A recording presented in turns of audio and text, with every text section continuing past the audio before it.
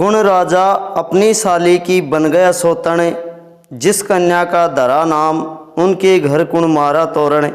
जय श्री राम विद्वानों, स्वागत है आज के हमारे इस वीडियो में। यदि अभी तक चैनल को सब्सक्राइब नहीं किया है तो चैनल को सब्सक्राइब कर लें। अपने चैनल पर बहुत सारी धार्मिक पहेलियाँ सुनने को मिलेंगी।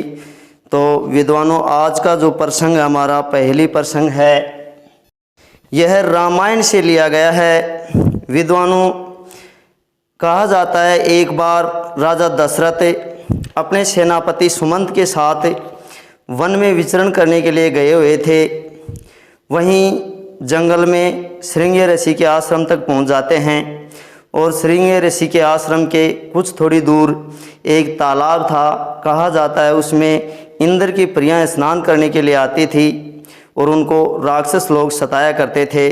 तो श्रृंगी ऋषि ने उस तालाब के लिए एक श्राप दिया था कि जो भी पुरुष इस तालाब में प्रवेश करेगा वह पुरुष से स्त्री बन जाएगा।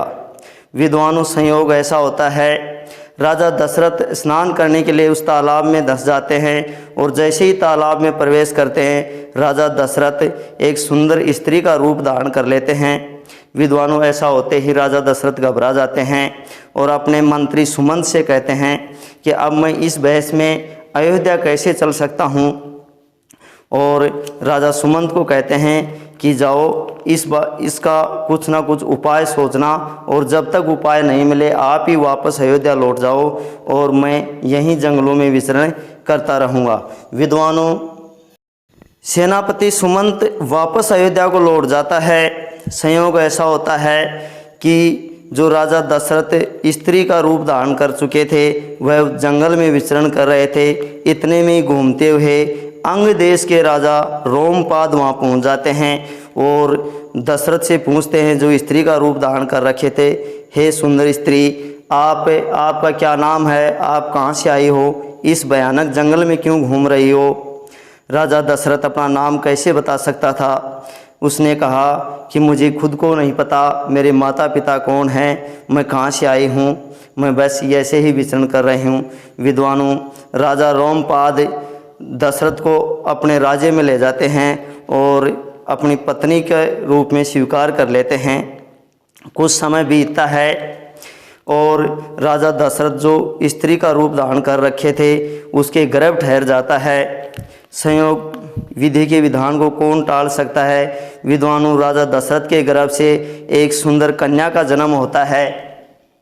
इधर सुमंत इस बात से भयभीत था कि वापस राजा दशरथ को अपने रूप में कैसे लाया जाए। विद्वानों, घूमता हुआ उसी जंगल में जाता है। इससे पहले वह बहुत ब्राह्मणों से मिलते हैं लेकिन कोई उपाय नहीं मिलता है और समय 9 महीने 1 वर्ष बीत जाता है और घूमता हुआ वापस उसी जंगल में जाता है तो वहाँ श्रृंगी ऋषि का आश्रम दिखाई देता है। उनके चरणों में गिर जाते हैं और उनसे पूछते हैं कि ऐसे ऐसे मैं और मेरे राजा दशरथ, अयोध्या के राजा नरेश दशरथ आए थे और ऐसे ऐसे इस तालाब में धंसते ही स्त्री बन गया।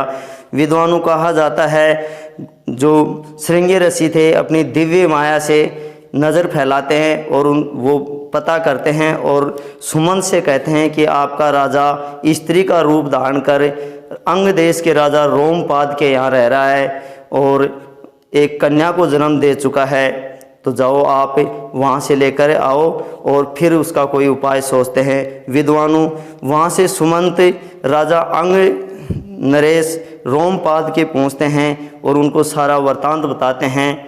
राजा रोमपाद भी इस बात से घबराते हैं कि अयोध्यापति इतनी बड़ी राजधानी का राजा और मैं उनके साथ ऐसा क्या किया। विद्वानों, उस कन्या को लेकर श्रृंगी ऋषि के पास पहुँचते हैं राजा दशरथ, रोमपाद और सुमंत। उस कन्या का नामकरण श्रृंगी ऋषि करते हैं जिसका नाम शांता रखा जाता है। विद्वानों, इधर राजा रोमपाद की पत्नी वर्षिणी थी जो राजा दशरथ की पत्नी कौशल्या की सगी बहन थी। तो इस प्रकार जो दशरथ था वो स्त्री का रूप धारण कर लिया और जो राजा रोमपाद था वो उसका साडू लगता था नते में और जो वर्षिणी थी वो उसकी साड़ी लगी थी। तो हमारी जो पहेली है, कुण राजा अपनी साली की बन गया सौतन, तो राजा दशरथ था जो अपनी साली की सौतन बन गया था।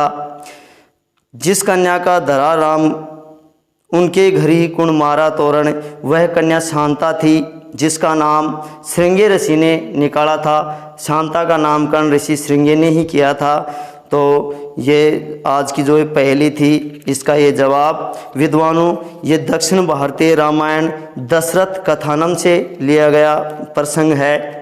तो मैं आशा करता हूँ आज की पहेली और उसका अर्थ आपको अच्छा लगा होगा। और भी बहुत सारी नई नई पहेलियाँ सुनने के लिए बने रहें अपने चैनल पर। धन्यवाद। जय हिंद, जय भारत भारत।